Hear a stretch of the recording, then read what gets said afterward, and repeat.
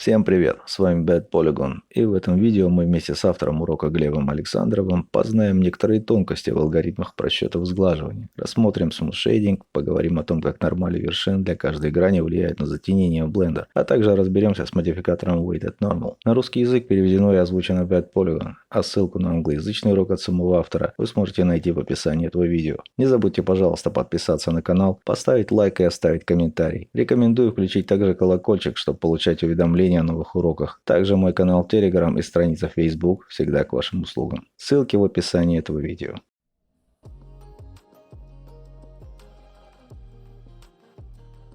Привет, с вами Глеб, и добро пожаловать в очередной урок из обновлений 2.8.0+, из видеокурса по Hard Surface моделингу.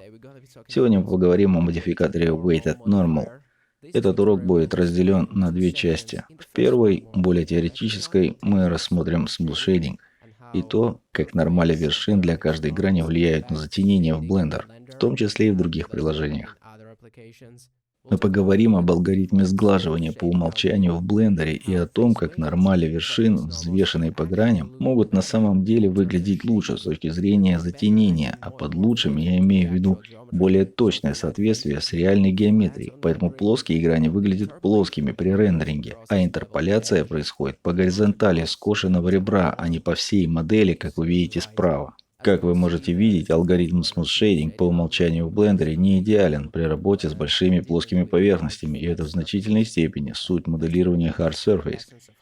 Поэтому взвешенные нормали являются просто намного лучшим решением, а также потому, что расчеты освещения и затенения в любом трехмерном программном обеспечении, в том числе Blender, во многом зависит от вершинных нормалей. Важно понять, как манипулировать этими нормалями. И вот модификатор Weighted Normals. Так что это в значительной степени наша повестка дня на сегодня. Как автоматически рассчитать лучшую сглаженность, используя этот новый модификатор. Здесь у нас есть эталонный объект, это высокополигональный меш, и я сразу же переключусь на движок рендеринга Workbench, и MatCaps я выберу слегка глянцевый, потому что с некоторой отражающей способностью будет проще определить все градиенты и поговорить об этом.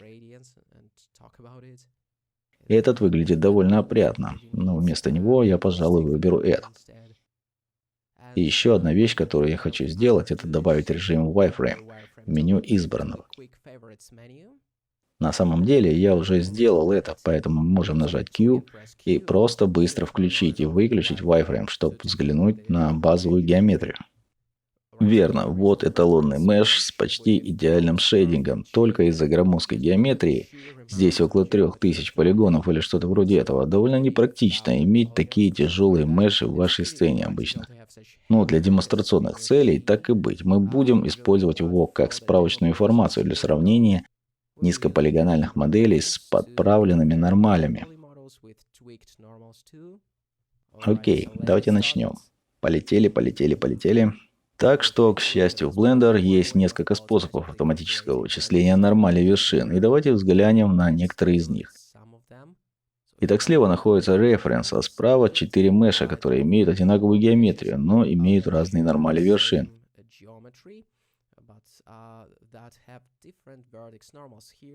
Здесь Flat Shading.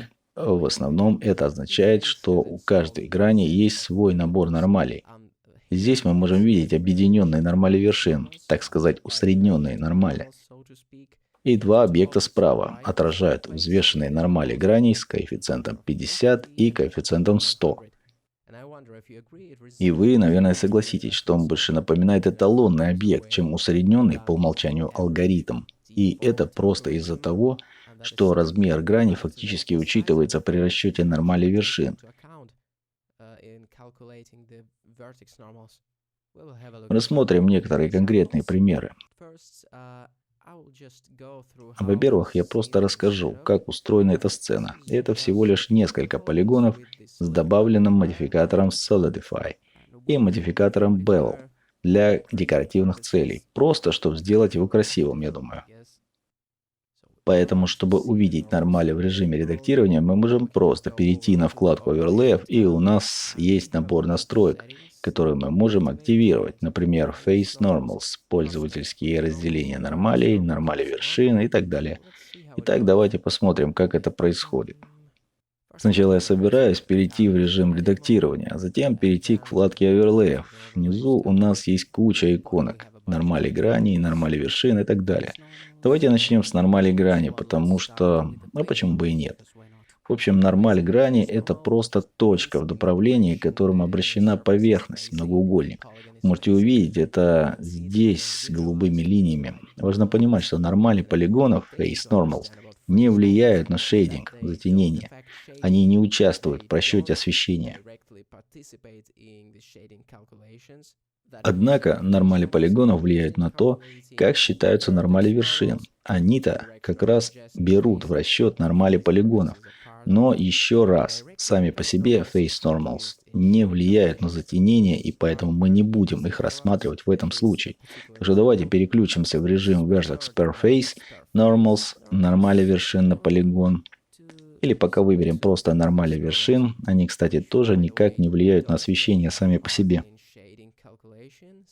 Хотя они и называются вершинами нормали, они являются просто перекрестным произведением между всеми гранями, которые касаются этой вершины. Нам это не очень интересно, когда мы говорим о шейдинге. Да, это может показаться странным, потому что в разных приложениях для трехмерного моделирования эти вещи называются немного по-разному. В Blender нормали вершин не используются для затенения. То, что Blender используется для шейдинга, это, собственно, Custom Split Normals или Vertex Per Face Normals. Давайте рассмотрим это. Для этого кликните, чтобы отключить нормали вершин, и включите Vertex Per Face Normals, которые мы будем называть просто нормалями вершин. Просто чтобы упростить. Отказ от ответственности для остальной части урока, когда я буду говорить о нормалях вершин, я на самом деле буду иметь в виду разделенные нормали вершин или нормали вершин на грани.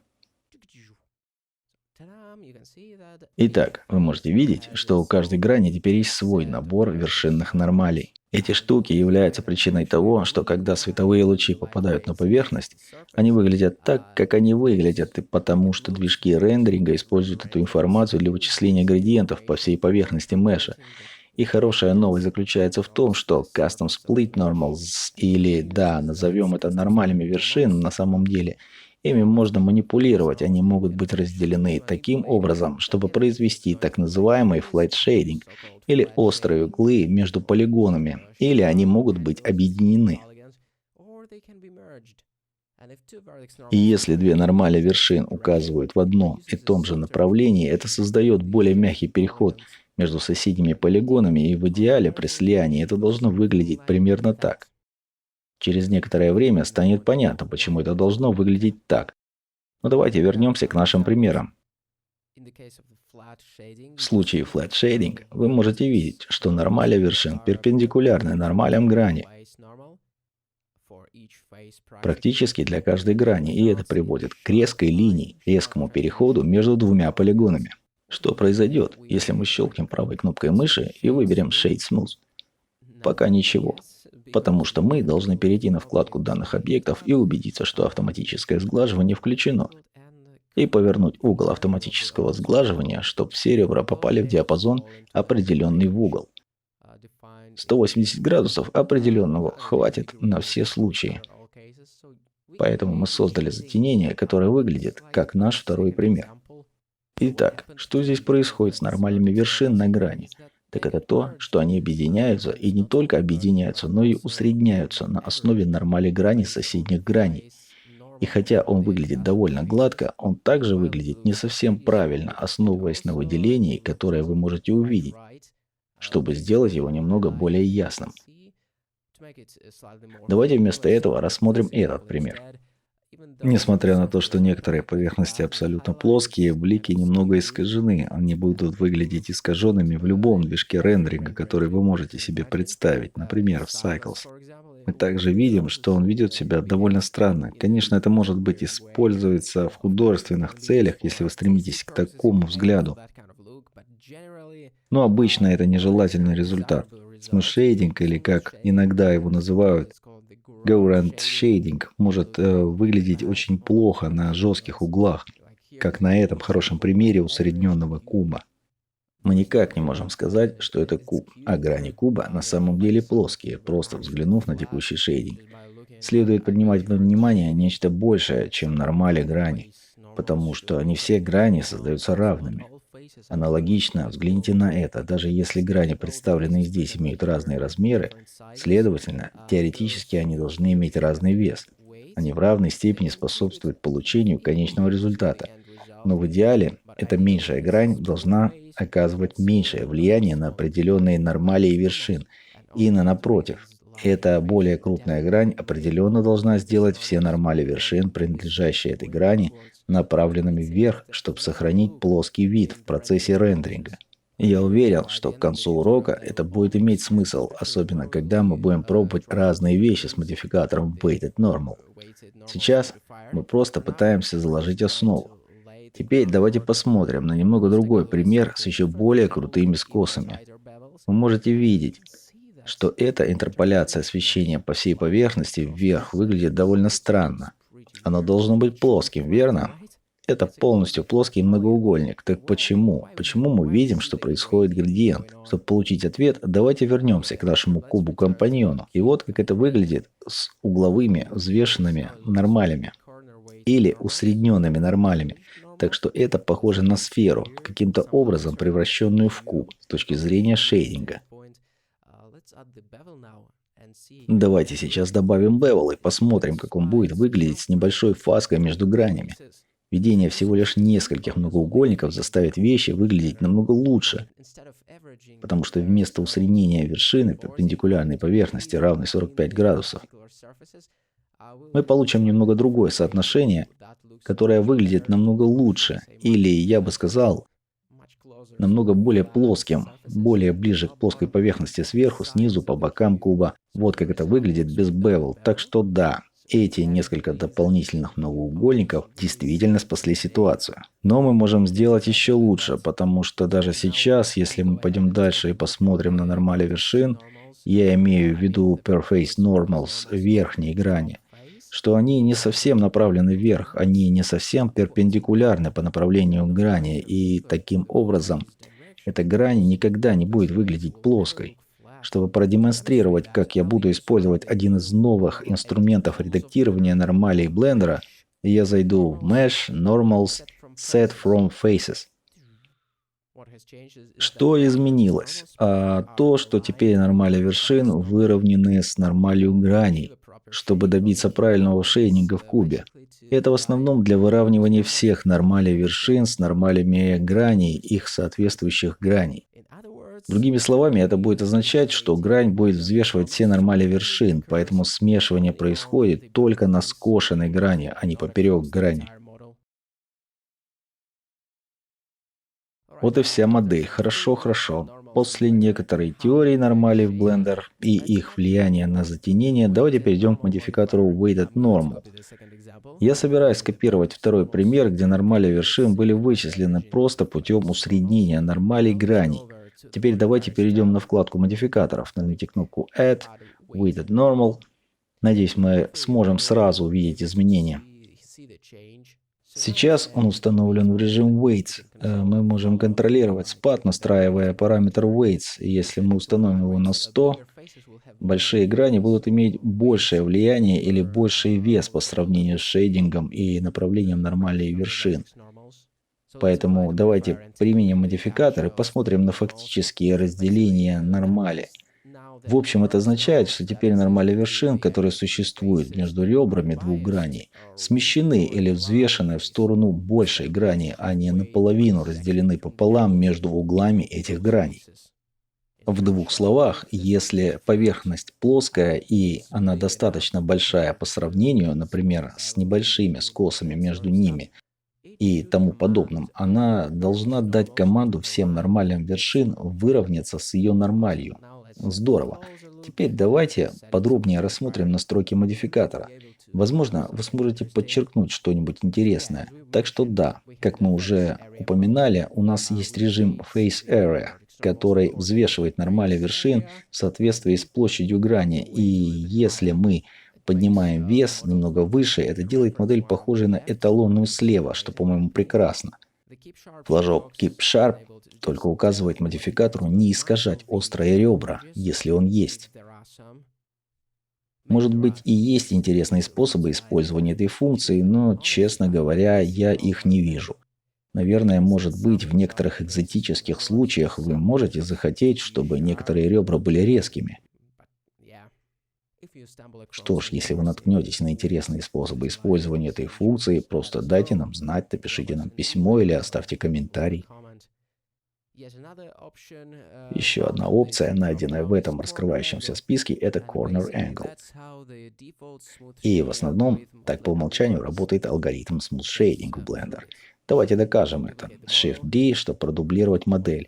Удалим модификатор, и да, практически это то же самое. Можно просто не добавлять никаких модификаторов, особенно когда коэффициент Weights установлен на 50. А третий вариант, который у нас есть, это умножение предыдущих двух методов. Face Area, умноженный на Corner Angle.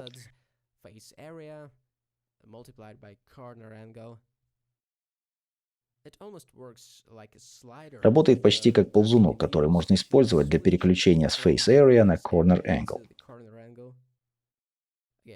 Опять же, лично я не вижу смысла использовать это очень часто, но, возможно, я найду несколько интересных применений для этой функции. Да, еще один вариант называется Face Influence. В основном это позволяет вам точно настроить, как грани влияют на шейдинг, назначая дополнительный контраст или дополнительный вес для граней. Вы можете установить силу грани как слабая, средняя или сильная. И, например, если вы столкнетесь с ситуацией, когда несколько граней имеют одну и ту же вершину, а их вес был установлен как слабый, средний и сильный, то будет использоваться только нормаль, связанная с сильной гранью, чтобы вывести окончательный результат. Это работает довольно хорошо с новым модификатором Bevel, потому что теперь мы можем контролировать силу вновь созданных граней. Это довольно интересно. Посмотрите на это.